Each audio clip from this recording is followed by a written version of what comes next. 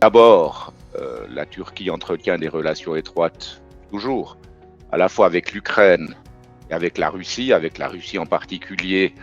Elle coopère et parfois est en conflit avec elle sur toute une série de dossiers, mais il y a des échanges très intenses depuis très longtemps sur l'énergie, sur la Syrie, sur le Caucase, pour ne parler que des dossiers les plus chauds.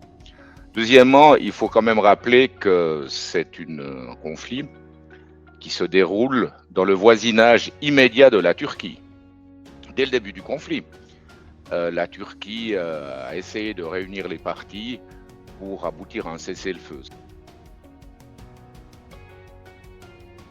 Le droit international donne à la Turquie un rôle particulier, notamment le rôle de contrôle des détroits. Or, rien ne peut sortir en termes de commerce de la mer Noire sans passer par le Bosphore et la Dardanelles, qui sont sous le contrôle de la Turquie. Et en vertu de la Convention de Montreux de 1936, la Turquie a des droits et des obligations, notamment en cas de conflit armé. Donc, si vous voulez, au-delà de l'intérêt géographique, il y a un intérêt ou, disons, une dimension juridique qui explique pourquoi la Turquie a été forcée de prendre position et de s'engager immédiatement dès le début du conflit.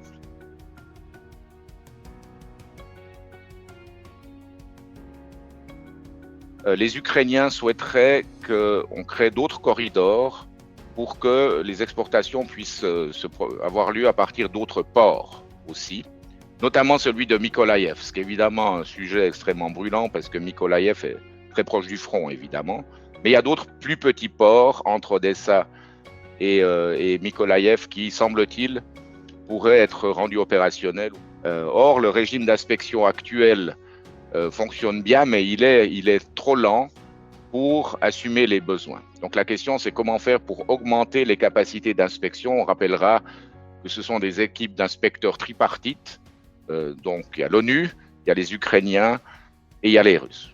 Le deuxième point, c'est la question, comme j'ai dit tout à l'heure, de l'exportation des engrais et en particulier le sujet sur lequel on parle beaucoup ces jours, c'est la question de l'exportation d'ammoniac russe. D'ammoniac russe. Il existe un canal d'exportation à travers Odessa aussi.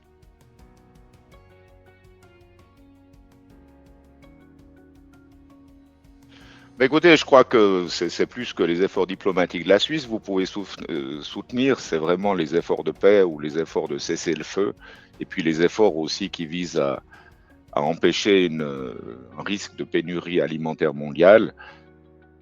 J'aimerais vous remercier de votre intérêt, et puis vous aussi surtout vous remercier votre association, et puis les membres de votre association pour votre engagement, parce que c'est très très très important que vous vous engagiez dans ce conflit qui change beaucoup de choses en Europe, dans son voisinage et dans le monde.